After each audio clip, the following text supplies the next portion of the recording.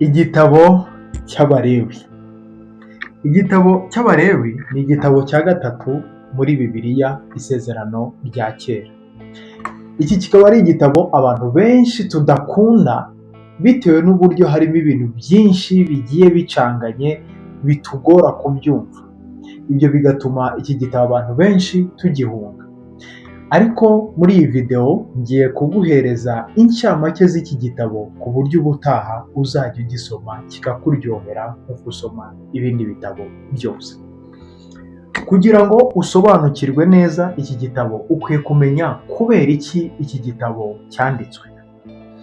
Iki gitabo cy'Abalewi, ku bantu twabanye mu zindi video zabanje aho twagiye tureba incamake z'ibindi bitabo bibanziriza igitabo cy'Abalewi, uhereye muri Edeni kuri Adamu na Eva, Imana yari yabaremye kugira ngo basabane nayo ndetse bayigaragaze mu isi, gusa baza kugaragaza kutayumvira. Ibyo byaje kubaviramo gukurwa mu ngobyi aho basabaniraga n'Imana.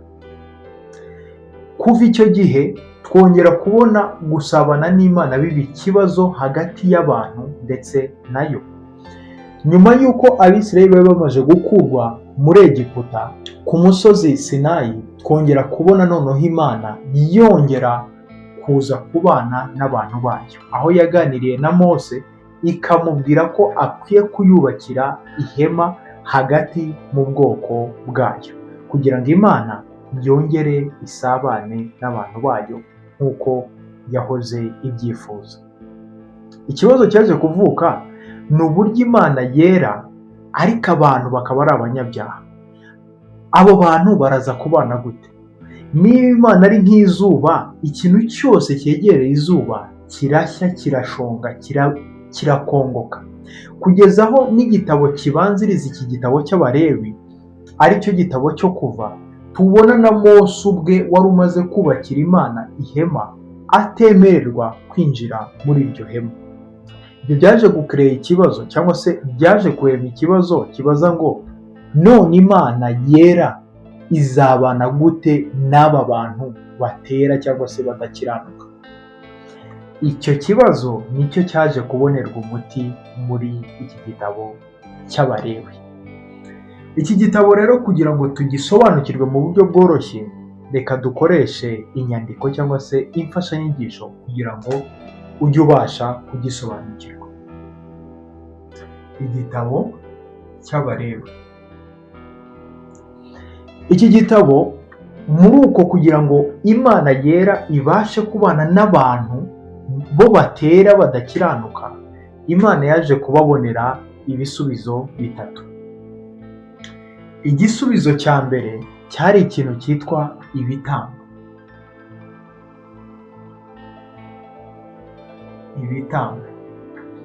Igisubizo cya kabiri, niba hariho ibitambo ntibyumvikana ko hakeneye n'umuntu ubibatambira se?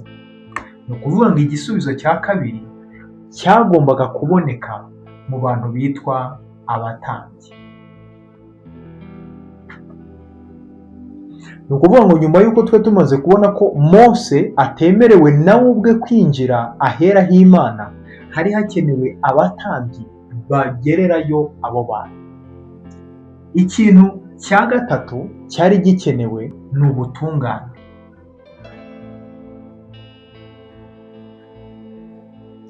Uburyo ubu bwoko bw'Abisiraheli nubwo budatunganye, ariko nanone hari uburyo bukwiye kuba butunganyemo kugira ngo ubwiza bw'Imana buri hagati muri bo butabasha kubagiraho ingaruka.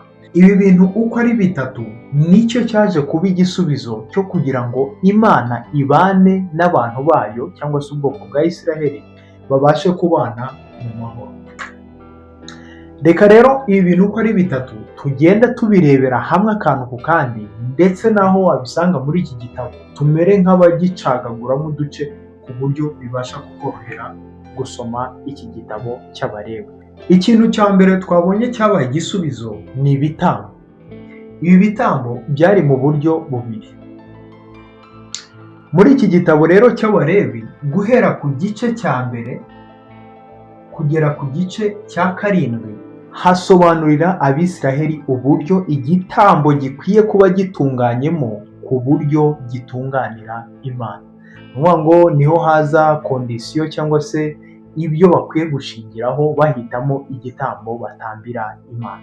Kuba kitavunitse, kuba kidafite inenge, kuba kigize gute, yewe kugera n'aho bareba n'inyamaswa bakwiye gushakiramo igitambo. Ntabwo bagomba guhitamo icyo babonye cyose ngo bazane inka, ngo bazane akanyamasyo, ngo bazane se nk'akanyamasyo kaba kajemo gute. Gusa urumva icyo nshaka kukubwira. Hanyuma hari ubundi bwoko bw'ibitambo nanone babwirwa, ari byo bitambo by'amashimwe. Ibyo nabyo babisobanurirwa guhera mu bice 23 kugera mu bice 27. Ahangaha basobanurirwa neza uburyo noneho amaturo yabo y'ishimwe akwiye kuba ameze. Nabyo ntabwo byari ibintu bigomba gukorwa mu bintu by'akavuyo. Hanyuma tukaza ku ngingo yitwa abatambyi.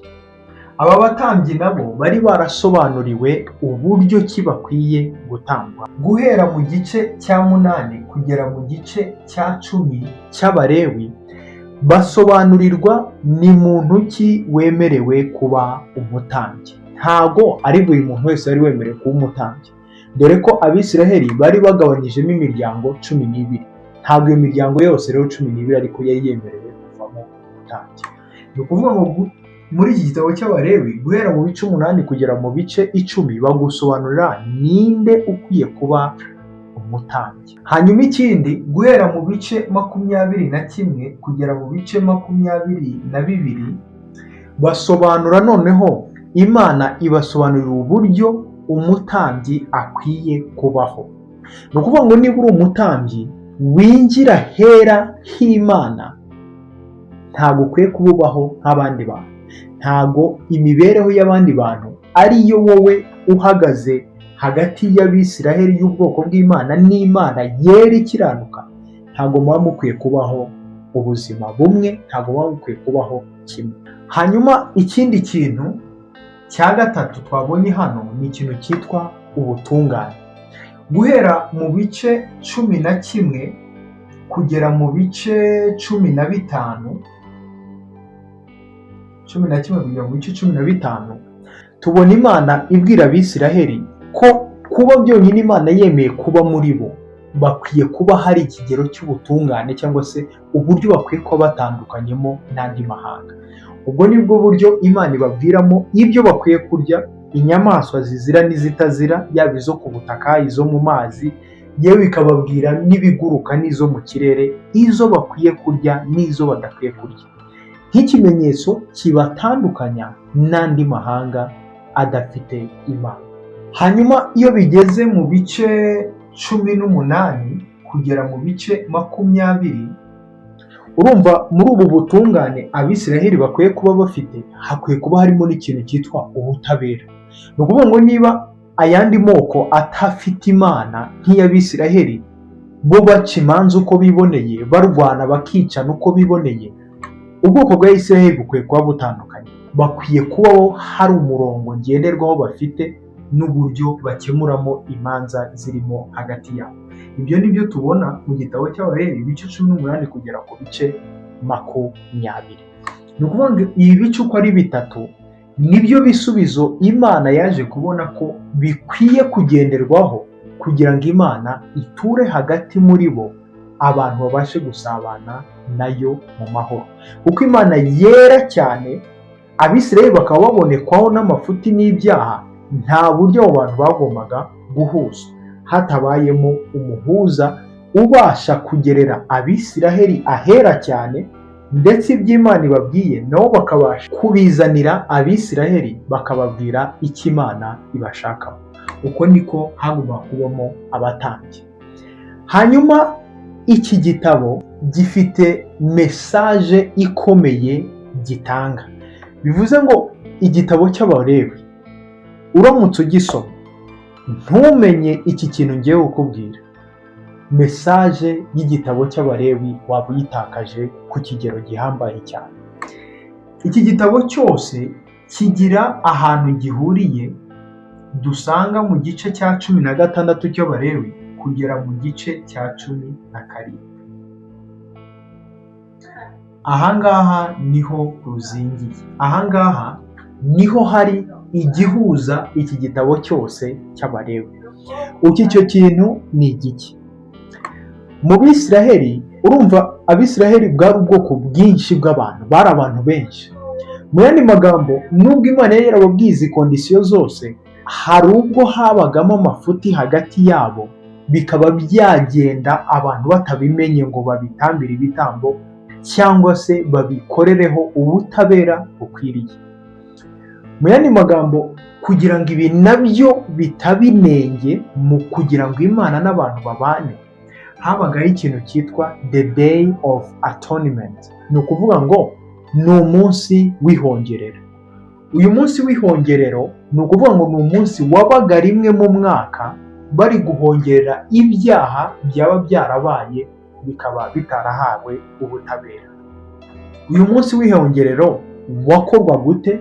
Kuki wari ingenzi kuri iki kigero?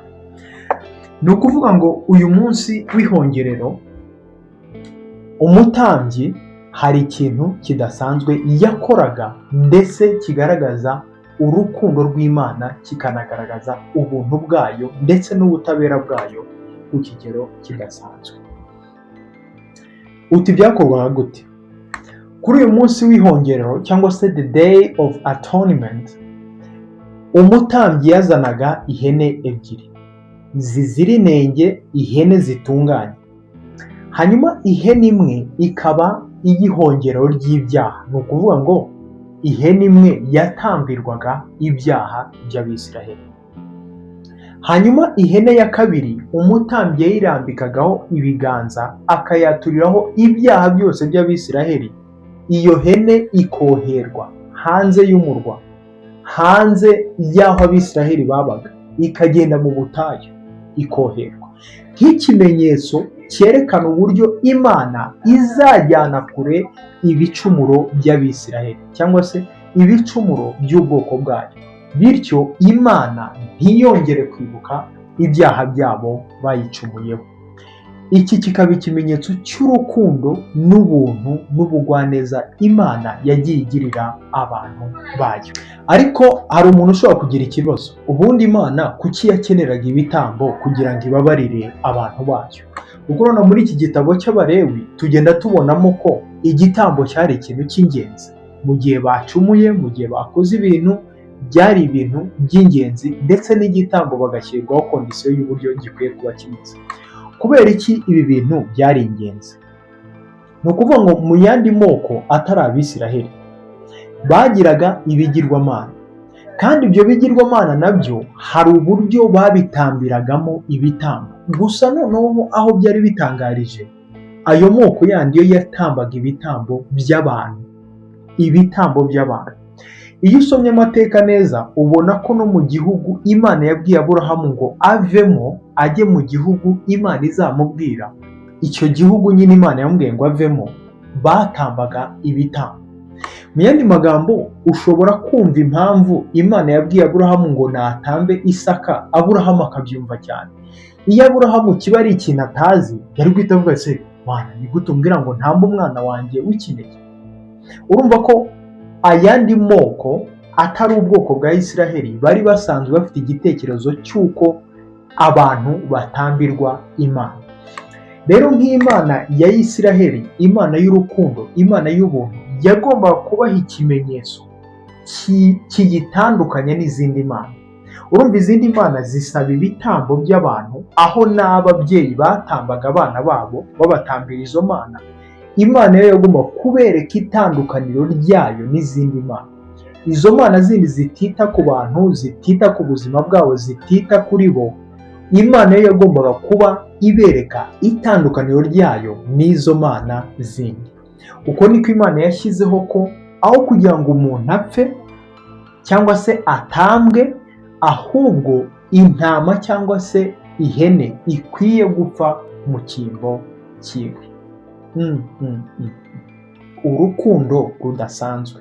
Aho kugira ngo ukore icyaha upfe, ahubwo intama cyangwa se ihene ikwiye gupfa mu cyimbo cyawe. Icyo cyari ikimenyetso cy'urukundo rudasanzwe Imana yashakaga kwereka ubwoko bwayo, ndetse bikanabera n'ikimenyetso cy'ayandi mahanga yari afite ibigirwamana. Ako karagaciyemo. Twibukiranye ko mbere y'uko iki gitabo cy'Abalewi kiza, intego ni uko Mose yari yabwiwe ko akura Abisiraheli mu gihugu cya Egiputa akabajyana mu gihugu cy'isezerano ari cyo Kanani. Mu yandi magambo, ibintu byose byaberaga mu butayu. Bivuze ngo Abisiraheli bari bakeneye gukomeza urugendo bakajyanwa mu gihugu cy'isezerano. Izi zari incamake z'iki gitabo cy'Abalewi. Mu kindi gitabo gikurikira niho tubona uburyo Abisiraheli bongera gusubukura urugendo rwabo. Tubonane mu yindi video.